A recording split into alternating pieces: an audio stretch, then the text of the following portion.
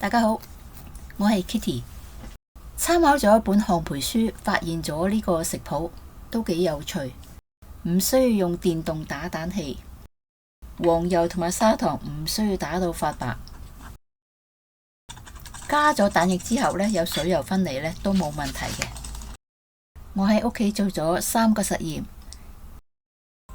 牛油份量由原本嘅40克增加到50克，我覺得呢個份量會好食啲。又覺得個食譜都幾簡單，一個加咗巧克力粉、堅果，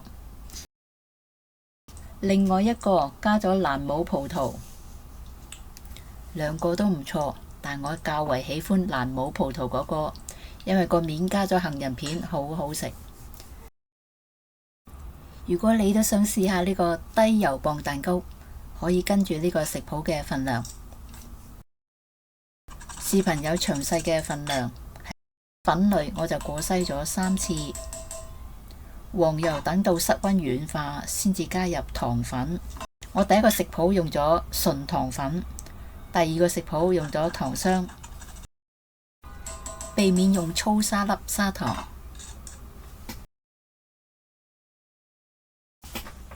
要用嘅粉類連埋泡打粉一起過篩3次比較順滑。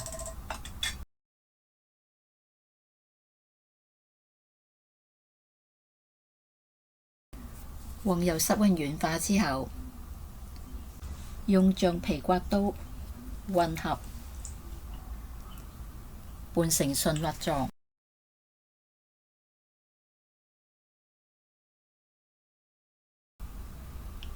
加入糖粉或者係糖霜，我呢個係用好細粒嘅純糖粉。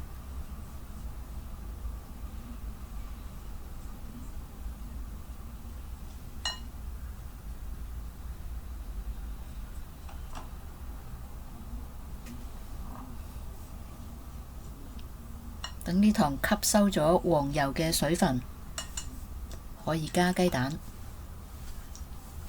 咁呢度有可能會水油分離嘅，唔緊要，我哋用個發蛋器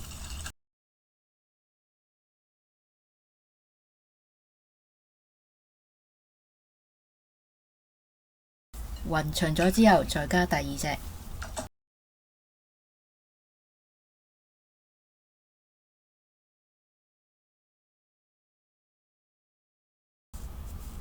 跟住加入已經過篩3次嘅乾粉類，加少少岩鹽，呢度1/8小匙，大概係1克。可以用切盤嘅方式，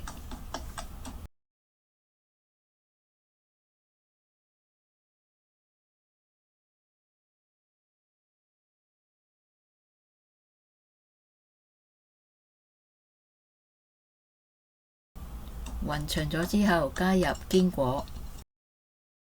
呢個我選擇咗係腰果同埋核桃，但係我覺得個腰果出嚟嘅效果唔係太理想，我覺得完全用晒核桃會更加好食。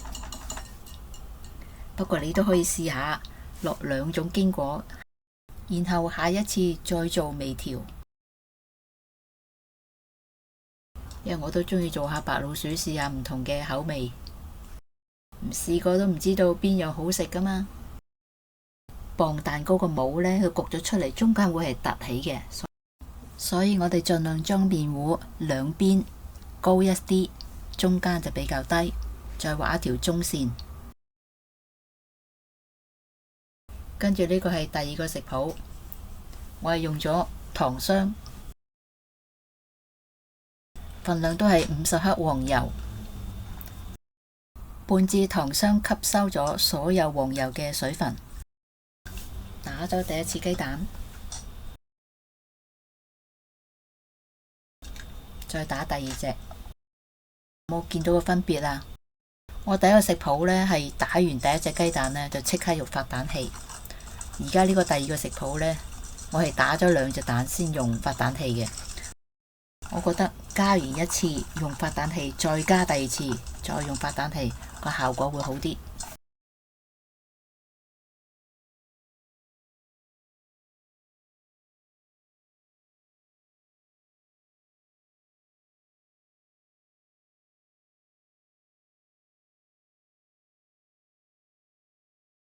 加入已經過篩3次嘅粉類同埋岩鹽，一樣都係1/8小匙1克嘅岩鹽。側根嘅粉落埋蛋糊嗰度，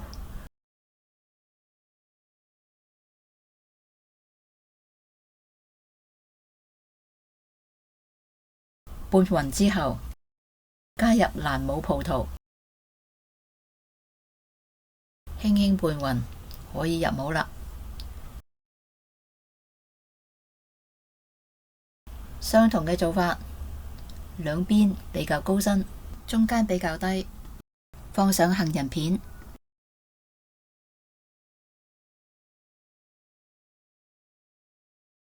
入已經預熱嘅烤箱，170度，大概烤50分鐘。呢個焗咗出嚟嘅效果好好食。如果你都中意呢兩個蛋糕，建議你都去試下。我都想聽下你哋嘅意見。我係 Kitty，下次再見。